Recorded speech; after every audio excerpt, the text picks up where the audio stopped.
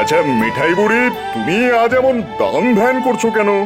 আজ যে আমার বাবার মৃত্যুদিন রাজামশাই, তাই আজ বাবার মৃত্যুদিন পালন করছি। ঈশ্বরের কাছে প্রার্থনা করুন আমার বাবা মা যেন স্বর্গে সুখে শান্তিতে থাকেন। বাহ বাহ বাহ মিঠাই বুড়ি, বাহ! তোমার এই আচরণে আমি খুব খুশি হয়েছি। হ্যাঁ, খুব খুশি আমি। মিঠাই এই রাজ্যের একটা দৃষ্টান্ত। বাবা বাবা, এই সামান্য একটু ফল মিষ্টি বিলিয়ে মিঠাই কিরকম সুনাম আদায় করে নিল দেখেছ?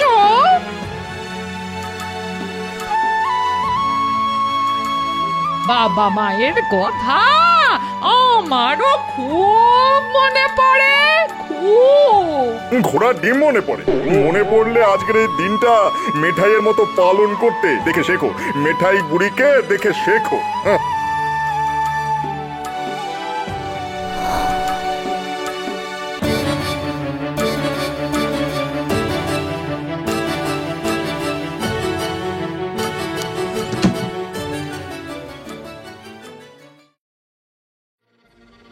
হতচ্ছাড়িকে জব্দ না করো অবধি আমার চোখে ঘুম নেই, মনে শান্তি নেই। কিন্তু কিন্তু কি করে ওকে জব্দ করি?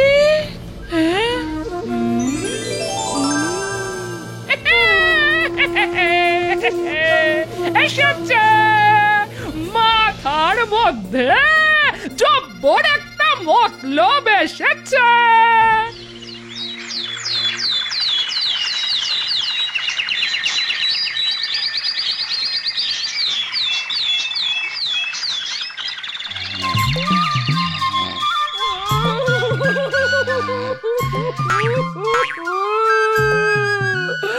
ওরে এ কি দেখলাম রে?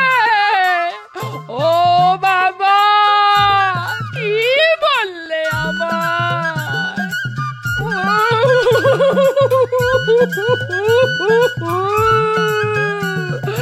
ওরে কাঁদতে কাঁদতে দিদি কোথায় যাচ্ছে? না, পিছু পিছু গিয়ে ব্যাপারটা দেখতে হবে। ওগো, এখন আমার কি হবে গো?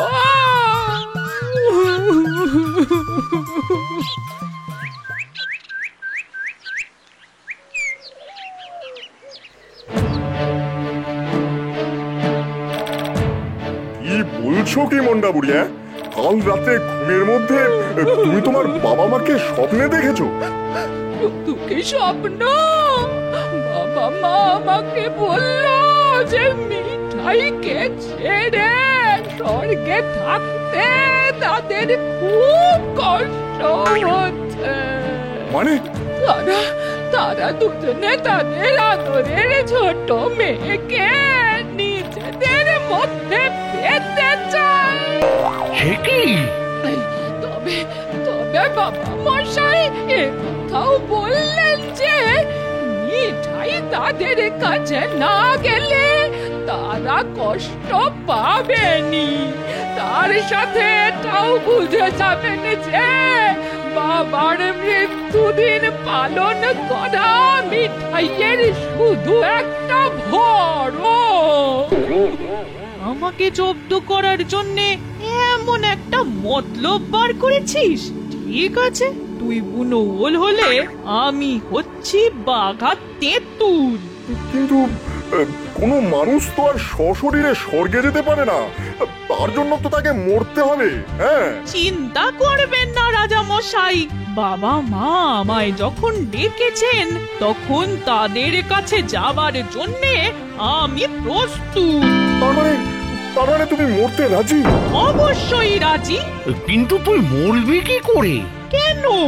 আমার বাবা যে সমুদ্রে ডুবে গিয়েছিলেন, সেই সমুদ্রে ডুবে আমি বাবা মায়ের কাছে চলে যেতে চাই। দুদিন বাদে খুব ভালো দিন, আমি ওই দিনই সমুদ্রে ডুবতে চাই। রাজা মশাই, আপনি আমার হাত পা বেঁধে জলে ফেলে দেবার ব্যবস্থা করুন। দেখো দেখো সকলে দেখো, বাবা মার প্রতি মিঠাইয়ের টানটা একবার দেখো। হ্যাঁ,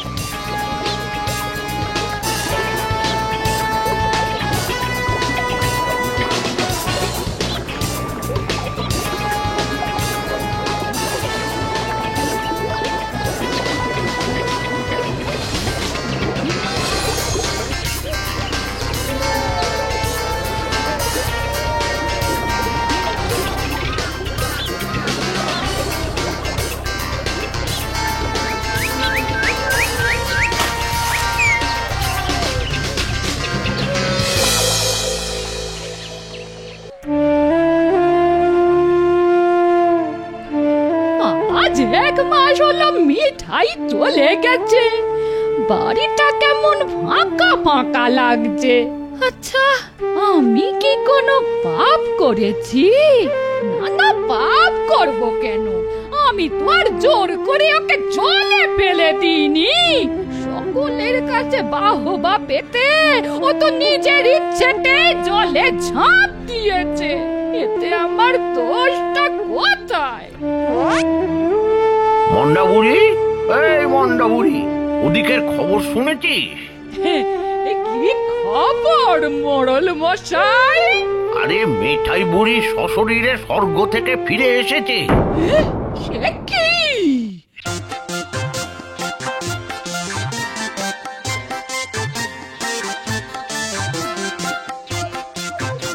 বলো বলো মিঠাই বুড়ি, সশরীরে তোমার স্বর্গে যাওয়া আর ফিরে আসার কথা বলো। হ্যাঁ, আমি খুবই উদগ্রীব শোনার জন্য।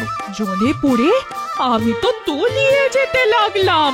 হঠাৎ কি কি হঠাৎ? দেখি জলের তলায় স্বর্গের দূত দাঁড়িয়ে আছে। সে জলের তলার গোপন সুড়ঙ্গ দিয়ে আমায় স্বর্গে আমার বাবা মায়ের কাছে নিয়ে গেল। তারপর? কি বলবো, আমায় দেখে বাবা মায়ের সে কি আনন্দ! এসব কি বলছে মিঠাই? না মরে স্বর্গে চলে গেল? কিছুদিন যাবার পর বাবা একদিন আমাকে বলল, মিঠাই, স্বর্গের এই সব ক্ষীর সন্দেশ আর পায়েস খেয়ে খেয়ে জিভে ছ্যাতলা পড়ে গেছে। একদিন একটু সরু চালের ভাতের সঙ্গে সোনামুগের ডাল, বেগুন ভাজা আর কুচো চিংড়ির টক খাওয়াতো মা। তা তুমি সব রেঁধে বেড়ে খাওয়ালে? হ্যাঁ, ওখানেই তো বাঁধলো গন্ডগোল। রান্না মুখে দিয়েই তো বাবা মশাই রেগে কাই, ভাতের থালা ছুঁড়ে ফেলে দিয়ে বললেন, হতভাগী, বুড়ি হয়ে মাথার সব চুল সাদা করে ফেললি আর রাঁধতে শিখলি না। যা, মরতে ফিরে গিয়ে মন্ডাকে পাঠিয়ে দে, ওর হাতের ভালো ভালো রান্না খাবো। নয়, হ্যাঁ, যা দিদি যা, ভয় কিসের? ভয়ে না পেয়ে ভালো মনে মরতে চাইলে দেখবি দূত এসে তোকে ঠিক স্বর্গে নিয়ে যাবে। যা, মনের জোর নিয়ে জলে ঝাঁপিয়ে পড়। বাবা, অত মনের জোর আমার নেই। ছি মন্ডা, ছি, তোমার মুখ থেকে স্বপ্নের কথা শুনে মিঠাই কিন্তু সব স্বপ্ন টপ্ন সব মিছে কথা রাজা মশাই। মিঠাইকে জব্দ করার জন্যে আমি মিথ্যে স্বপ্নের গল্প ফেঁদেছিলাম। মৃত বাবা মাকে নিয়ে মিথ্যে কথা বলা, এর শাস্তি হলো 5 বছর কারাবাস। হ্যাঁ,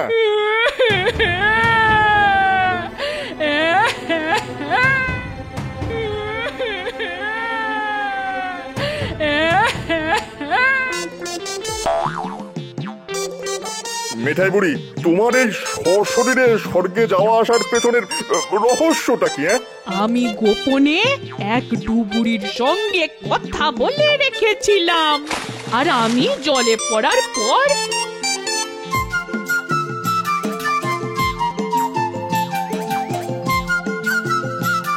সে খুব গোপনে আমাকে জল থেকে তুলে নিয়ে গিয়ে তার বাসায় রেখেছিল।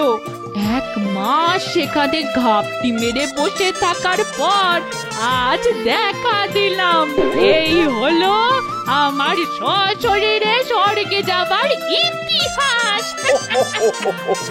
সত্যি সত্যি মিঠাই বুড়ি, তোমার বুদ্ধির কোনো তুলনাই নেই। মনটা যেমন শয়তান, তুমি তেমনই দুষ্টু। এক কথায় বুনো ওল আর বাঘা তেঁতুল। তা যা বলেছো।